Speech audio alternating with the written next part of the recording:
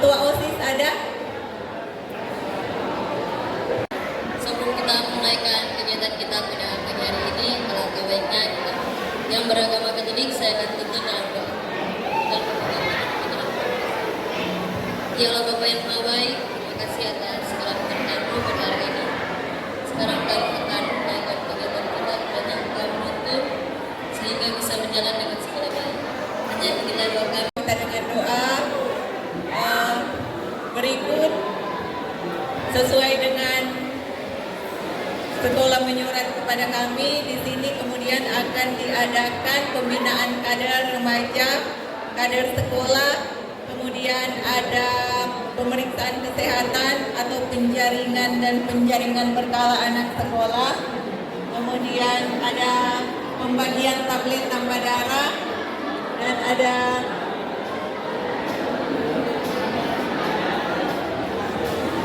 pembinaan sehat. Namun sebelumnya ini kan adik-adik perwakilan dari setiap kelas yang kemudian akan menjadi kader remaja. Pertama-tama orang kasih pengetahuan singkat tentang kesehatan, tentang kader yang penting-penting dan yang adik-adik perlu tahu. Adik bertanya-tanya, apa itu kader? Ada yang tahu apa itu kader?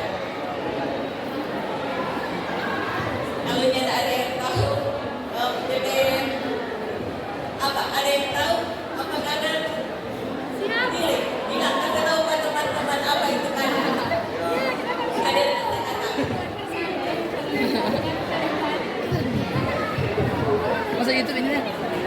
Ya, sebuah sumber daya manusia yang memiliki potensi untuk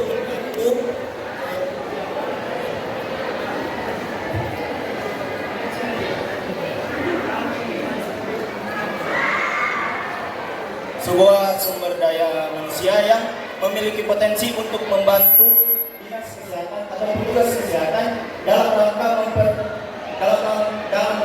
meningkatkan sumber pemberdayaan manusia dalam bidang kesehatan. Terima kasih. Sama-sama adik. Pada sekian. Baik, dan tepuk tangan. Dia cari tahu apa itu kader. Betul sekali yang Fajar bilang tadi. Dengan kata lain, bahasa sederhananya, kader kesehatan siswa ini adik-adik sebagai perpanjangan tangan dari orang petugas kesehatan untuk adik-adik merangkul adik-adik dan teman-teman untuk bisa hidup sehat. Nah, untuk menjadi kader kesehatan itu nanti sebentar adik-adik mau dengar penyuluhan dengan kasih tahu cara-cara untuk pemeriksaan kesehatan dasar. Adik-adik mendapat penyuluhan supaya adik-adik berpengetahuan tentang kesehatan itu ada. Terus adik-adik boleh ada pengetahuan untuk kasih ke adik-adik punya teman-teman yang sebaya, teman-teman kelas di sekolah sini. Jadi sebentar mendengar penyuluhan yang nantinya adik-adik mau lanjutkan ke teman-teman. Nanti juga selesai ini orang mau kasih tinggal buku tentang informasi kesehatan. Nah, mendengar penyuluhan kita melanjutkan pada orang punya petugas promoter untuk kasih dia pengetahuan kesehatan adik-adik, promosi kesehatan dari kalian promosi kesehatan. Terima kasih atas kesempatan adik-adik semua. Seperti yang saya bilang tadi, adik-adik ini dipilih sebagai perpanjangan yang pasti kalau dari segi teroris sama ada banyak informasi dari prioritas yang perempuan itu ada haid dengan yang laki-laki itu basah, tentang nafsa, tentang PHBS, semua yang perlu ditahu ada di buku sini. Tapi ingat, jangan jadi bahan candaan karena biasanya Moni yang masih muda kadang agak tabu dengan informasi kesehatan, apalagi yang berbau tentang pubertas. Jangan jadi bahan candaan sama sekali karena itu hanya lucu pasti. Itu Moni baca ini buku supaya Moni punya pengetahuan yang nanti boleh kasih bagi ke teman-teman. Terus sebentar juga orang mau, karena bukunya terbatas jadi bergiliran. Usahakan semua yang hadir di sini baca. Jadi nanti ada yang mau ke kelas-kelas mungkin bisa diatur, kasih sosialisasi komunikasi teman-teman apa yang boleh mau dibagikan dengan sebentar juga Wakilan dari PIKR. Nah, mengapa tablet tambah darah diperuntukkan untuk remaja putri? Karena agar supaya proses atau menstruasi nanti remaja putri lancar. Karena memang maksudnya mens dalam untuk remaja putri agar dapat lancar, karena jika mens bagi remaja putri tidak lancar tentunya ada beberapa gangguan. Nah, cara agar supaya salah satu faktor atau cara untuk menangani hal tersebut tentunya dibagikannya tablet tambah darah. Terima kasih. ya bagus sekali, tepuk tangan buat teman kita. Nah, sudah betul yang dibilang tadi. Nah, orang mau bagikan itu tablet tambah darah ke remaja putri karena orang menstruasi. Pasti rentan terhadap anemia. Nah, orang konsumsi tablet tambah darah karena saat orang haid orang pasti kasih keluar toh itu. Nah, itu yang mau ganti. Boleh mengerti sampai sini? Nah, kalau misalnya remaja putra dia hendak minum tablet tambah darah karena hendak menstruasi. Tapi bukan berarti dorang hendak butuh zat besi. Dorang bisa dapat dari sumber makanan lain, ada daging, susu. Tapi kalau remaja putri dia butuh suplemen tambahan karena kan dorang memang ada di periode itu. Jadi memang harus butuh suplemen tambahan. Atau orang. Dan kedua, untuk pencegahan demam berdarah. Sekarang kan sudah musim hujan, baru panas hujan, itu mengakibatkan demam berdarah. Orang lihat kalau ada sama dengan bekas minum yang plastik-plastik, kalau boleh jangan tabiat di begitu dah. Karena di situ tempat sarang penyakit demam berdarah. Penyakit demam berdarah itu diakibatkan oleh nyamuk Aedes aegypti. Nyamuk yang dimana orang yang ada DP penampungan. Angkat tangan. PHBS itu apa? Dulu lupa, sekarang yang tahu, silakan.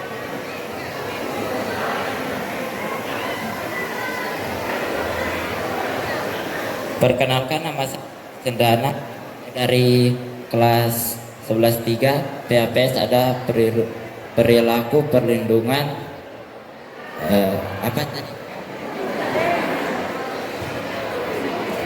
Perilaku hidup bersih. Terima kasih. Terima kasih.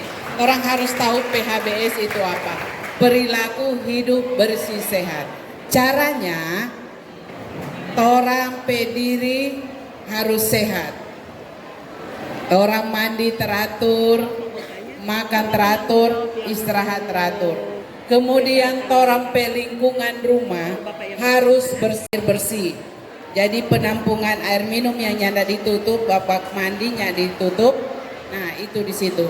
Kalau malaria dia suka di air yang kotor. Jadi air kotor juga kalau misalnya ada genangan, orang harus bersihkan. Kalau air minum ditutup, kemudian bak mandi, orang kasih bersih satu minggu berapa kali kote? 1 minggu 1 kali. Lihat situasi. Kalau dia biasa 4 hari so boleh cuci karena timbul jentik-jentik nyamuk. Kemudian di samping itu juga torampe rumah jendela harus dibuka, pintu dibuka. Kemudian di dalam rumah tidak boleh banyak gantungan pakaian. Kalau pakaian yang kotor langsung di tempat loyang atau di mesin cuci supaya nyanda banyak sarang nyamuk. Pakaian yang digantung juga sarang nyamuk. Kemudian lingkungan orang harus bersih. Kalau lingkungan bersih otomatis nyamuk berkurang, lalat pun berkurang. Kemudian orang makan harus cuci tangan. Selain dari berdoa, orang harus cuci tangan karena di sini sumber kuman-kuman. Orang pegang apa-apa di seputaran orang, entah gagang pintu atau apa kong torang kalau nyanda mau cuci tangan, ini sumber kuman-kuman yang ada di tangan. Jadi sebelum makan torang harus cuci tangan. Kemudian adik-adik, mengapa torang harus perlu makan teratur supaya torang fisik kuat? Apalagi tadi pagi ada sarapannya enggak? Ada? Orang harus sarapan pagi karena fungsinya sarapan pagi pembentukan otak dan daya tahan tubuh. Orang otak jadi bagus, pintar.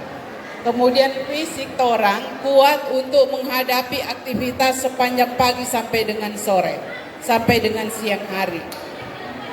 Kalau orang nyak makan, kalau orang tidak sarapan, orang menerima pelajaran kalau di komputernya tidak terlalu bagus untuk save. Daya ingatnya kurang bagus. Lalot. Setengah mati orang mau belajar hafal-hafalnya tidak masuk di otak karena suplai gizi untuk ke otak kurang. Kemudian pada siang hari juga orang perlu istirahat. Perlu istirahat, jangan orang bermain aktivitas dari pagi sampai sore. Karena orang pe otak juga perlu ketenangan. Orang pe otak juga perlu istirahat. Kalau orang pe otak ada istirahat sedikit, pembentukan sel otak atau untuk mau pintar otak itu ada. Nyatanya paling utama sikat gigi itu malam sebelum tidur. Orang biar sikat gigi pagi, siang, sore. Kong kalau malam toranya sikat gigi sama saja. Karena pada saat tidur, orang pekuman yang ada di dalam mulut ini sebenarnya baik untuk metabolisme. Tapi kalau terlalu banyak sisa makanan, terlalu banyak sampah, dia makan sisa makanan itu, kalau sok kenyang mengeluarkan zat asam dari dalam tubuhnya, asamnya seperti asam cuka. Ada yang bilang kita kok nyanda jam makan gohu untuk gigi lubang. Tidak ya. Kelebihan zat asam yang dari dalam tubuh di kuman-kuman yang ada dalam mulut, sebenarnya kuman-kuman itu baik untuk metabolisme. Tetapi karena sotor berlebihan orangnya nak sikat-sikat gigi, malah sikat gigi atau sikat gigi cuma lewat-lewat, kuman itu makan sisa-sisa makanan dan mengeluarkan zat asam dari dalam tubuhnya. Asamnya seperti asam cuka. Alat ini tahu akan mengukur berapa DP tinggi dari lantai sampai di alat itu. Sama dengan adik-adik teman-teman punya tinggi no itu. Terus tekan DP tombol yang ada di alat itu. Nanti akan keluar otomatis DP tinggi berapa. Jadi sunyak pakai sendiri ternyata angka-angka alat. Lebih praktis sih kalau pakai alat ini. Cuma pada dasarnya sama dia punya cara pengukuran.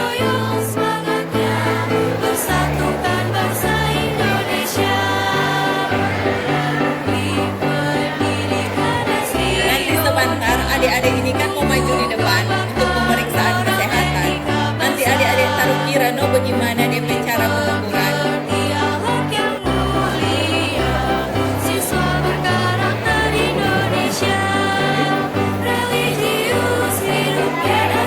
Pemeriksaan kantin sekolah oleh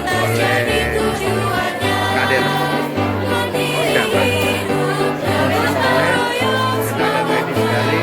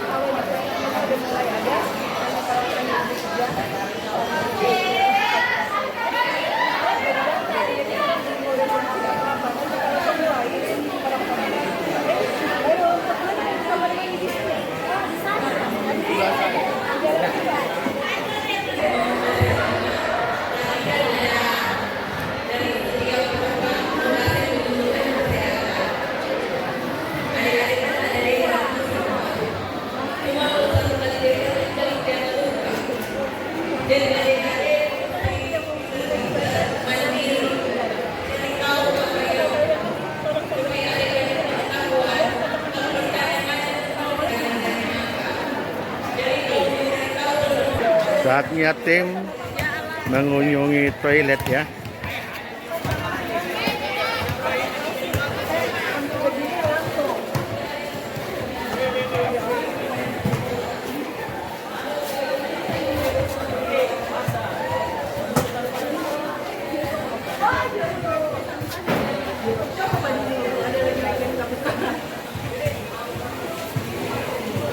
Kesehatan. Mesti aktif. Rata-rata kan adik-adik yang suka cari tahu tentang kesehatan begini jadi kader pasti kurang lebih ada keinginan for berikut masa depan, ada cita-cita jadi petugas kesehatan, jadi dokter, jadi perawat atau apoteker, supaya adik-adik so tahu sedikit-sedikit tentang dunia kesehatan, aktif. Nanti adik-adik yang mau arahkan adik-adik pe teman-teman di kelas untuk pemeriksaan kesehatan.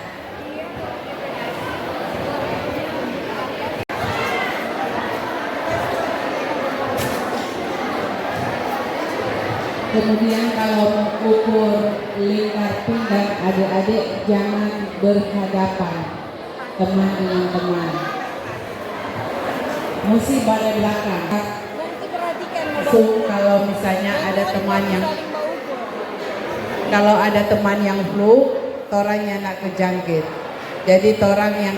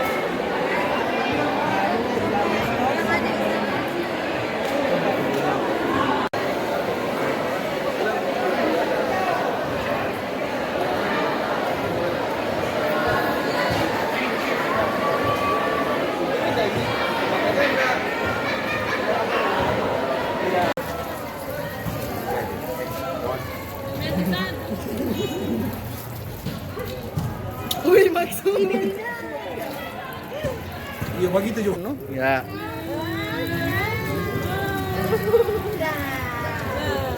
Ban tisu ban.